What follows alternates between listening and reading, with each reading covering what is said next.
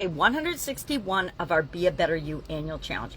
Today we are talking about contribution. Of course, we're focusing on contribution, how we show up in the world, what we contribute to things outside of ourselves all this month. And we're focusing on step 2 of the SOAP framework. The SOAP framework, I've talked about where it came from and why I use it, so I'm not going to do that again.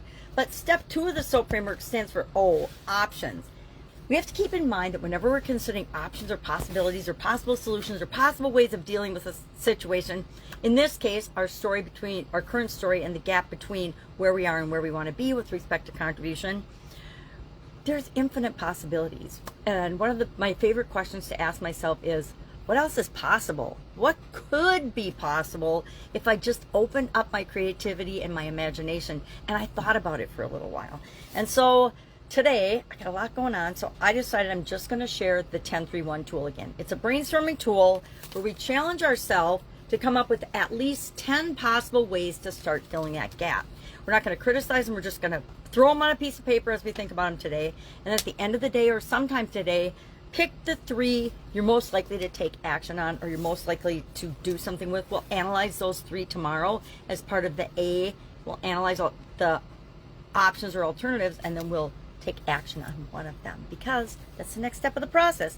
If you've seen me at all in the last 5 or 6 years, you've heard this process and you've probably seen it before. But if you haven't and you're brand new to it and you have any questions about it, please ask. So we're just going to come up with options. So for example, my challenge is I want to do more in-person volunteering and sharing. I do a lot of stuff online. I mean, I do daily videos, I share a lot of information, but I want to do actual interacting with human beings one-on-one, or me and a group, not just via the internet. Now, I know it's an incredible way to reach a lot of people, but I want to reach and have more impact on people close up, right? Close up and personal. I miss that.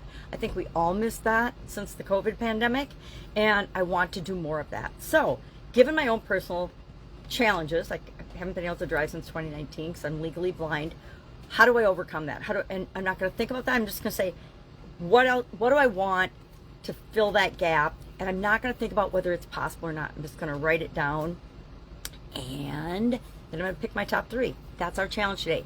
At least 10 possible ways. Why? Because a lot of times our brain tries to get us into this, I call it bipolar thinking, but it's not. But either we have to do this or that. We only have 2 options. We either do this thing or we're gonna die, or we do this thing or it's the end of the world, or we do this thing or it's the end of something. And so to get over that, I always these days challenge myself to come up with at least 10 possible ways of dealing with it, even if they're not likely. I mean, maybe one of my ways is I'm going to tell somebody off because it's an interpersonal thing, and I'm never going to do that, right? I'm never going to be spouting out. No, not that I haven't in the past, but I'm not going to nowadays just tell somebody off because I am angry at them, or they frustrated me, or they did something to hurt me, etc. It's not worth my energy and effort, and that just puts more negativity into the world and adds to the situation instead of dealing with it in a positive way. So today, options, contribution options. What are you going to do to fill that gap? I'm going to come up with my 10. I've already made a spot in my Be a Better You annual challenge journal, and I figured I've only got about 1 month or 2 months left in this book. I'm going to end up having to have 2 books this year, which happens. It's fine, but I like this one. It's really pretty, and sometimes it's just nice to have our journal be something that makes us feel good every time we look at it. All right. If I can help you anyway, ask. Otherwise, come up with those possible ways of filling the gap between where you are right now and where you want to be. And again, if this isn't a top priority area for you in your life right now, that's okay. But keep in mind that if you don't think about it, eventually it catches up with you. If you don't think about the impact you're having on things outside of yourself, it'll show you in ways that aren't necessarily pretty, right? Definitely. So if there's old patterns and things you've been ignoring, if there's behaviors from the past that you kind of regret a little, you know, I always thought I was doing the best I could at the time, but I wish I would have been a better mom, right?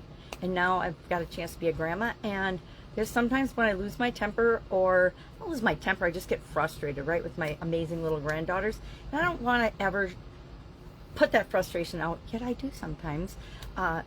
on them, because it's never about them that I'm actually frustrated. It's frustration is I'm kind of mad at myself because I'm not accepting what the current situation actually is. I'm expecting it to be different.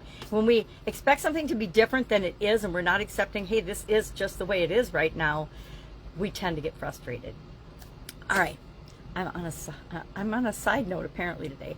If I can help you, ask. Otherwise, I'll be with you tomorrow.